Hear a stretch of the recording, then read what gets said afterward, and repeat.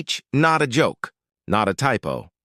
My wife glanced at it, covered her smirk with a sip of wine, and leaned into her boss, Cassandra, with a gleam in her eye. They were in on the same cruel joke. That moment split my world in two. Before that night, I was the supportive husband, the quiet investor, the man behind the curtain funding her rise. After it, I became something else, colder, sharper, the version of me they never saw coming. We were married 8 years. I met her pouring drinks at a rooftop lounge downtown. Ambitious, hungry. I admired that. I believed in her. I took a chance. Funded her MBA.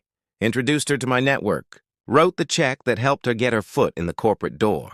I watched with pride as she climbed. Assistant, analyst, then something senior at Cassandra Stratton's boutique firm.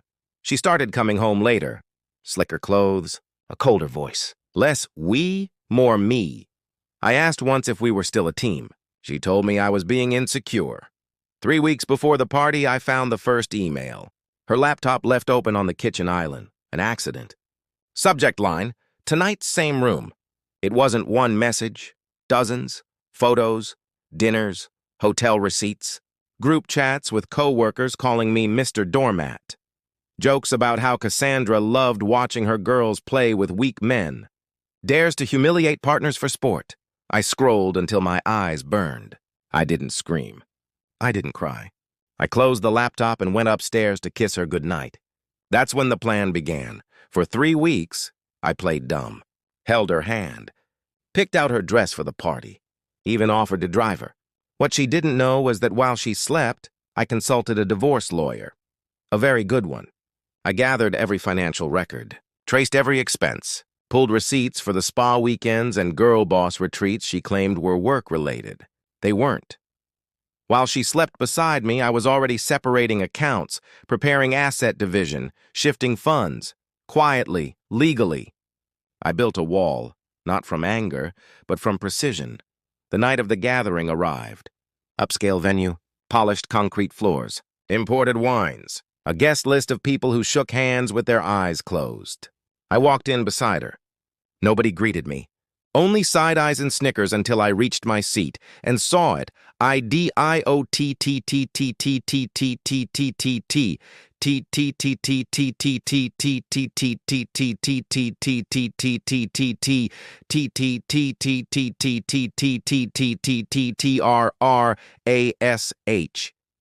She didn't expect me to sit, but I did.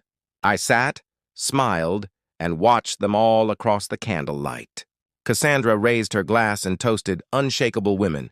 The table cheered. I chewed my steak in silence. She never noticed the file folder in my bag. She didn't see the non-disclosure contracts, the private investigator's report, or the photos. She didn't notice the USB drive I slipped into the jacket pocket of her firm's legal counsel on the way to the bar. She noticed only when I stood to leave. She grabbed my arm, feigned concern. "Leaving already?" she mouthed. I smiled. "Just tired." Then I turned to Cassandra. "Before I go," I said, "I want to be clear. I'm cutting ties with you."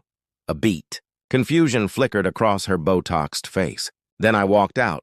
What followed was a chain reaction. The legal notice arrived 3 days later. Divorce on grounds of infidelity. I submitted documented evidence, financial misconduct, marital cruelty. Because of the contracts she'd signed using my name as guarantor, the firm's upcoming deal with a European fund collapsed. That's when the audits began. Cassandra had more to hide than affairs. Fraud, misappropriation. Everything revealed because someone gave the regulators exactly what they needed. Her empire crumbled in under 2 months. My wife, my ex-wife, called. 17 missed calls in one night. I didn't pick up. Her final message was one sentence. You planned this. She finally understood. I didn't do it to be cruel. Cruelty would have been shouting at the dinner table, throwing wine, exposing her in front of everyone that night. No. This was surgical. I wanted her to feel it slowly, the weight of everything she underestimated. The husband she mocked owned the house, the car, the savings, and had given her the career ladder she climbed. Her boss, under federal investigation. The women who laughed that night, some unemployed, some being sued, some suddenly very quiet online. I remember the smell of the venue, linen napkins, sea bass, citrus-scented hand soap in the bathroom. Mostly, I remember the silence as I turned my back on them, how it stretched, awkward, confused, then uneasy. They didn't know what I meant. Now they do. I live differently now. Clean apartment, quiet mornings, no fake smiles. I'm not angry. I'm not bitter. I don't need to be. I have peace. They have the wreckage, and every time I pass a place card at a restaurant, I smile. Because I know what they forgot. Even the quiet one, even the so-called idiot trash, can burn empires down without raising their voice.